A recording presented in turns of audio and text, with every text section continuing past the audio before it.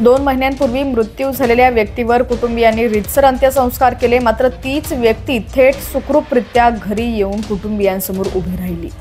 ही घटना काल घडलेली आहे आणि हे प्रकरण आता सोशल मीडियावरती मोठ्या प्रमाणात व्हायरल होत आहे। काय घडला होता संपूर्ण प्रकार पुढे पाहूयात। त्याआधी तुम्ही HPN मराठी न्यूज चॅनल पहिल्यांदाच पाहत असाल आणि अजूनही चॅनलला सबस्क्राइब केलं नसेल तर नक्की सबस्क्राइब करा आणि बेल आयकॉनवर क्लिक करून नोटिफिकेशन्स मिळवा। तर आक्षी येथील मेलाग्रेस गोन्सावलीस नामक व्यक्तीचा मृत्यू झाल्याचं घोषित करण्यात आलं होतं, मात्र तीच व्यक्ती आता जिवंत घरी परतल्यानं चर्चेला उधाण आलंय।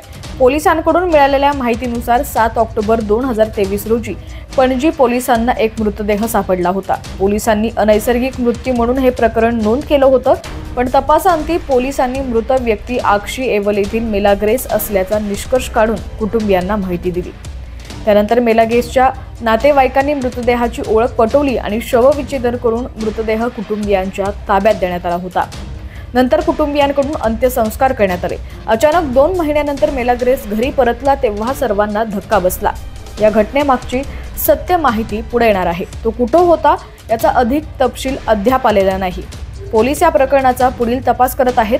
आता पोलिसांकडून गोवा वैद्यकीय महाविद्यालयाला पोस्टमार्टम रिपोर्टवर नाव बदलण्याची विनंती करण्यात आलेली आहे।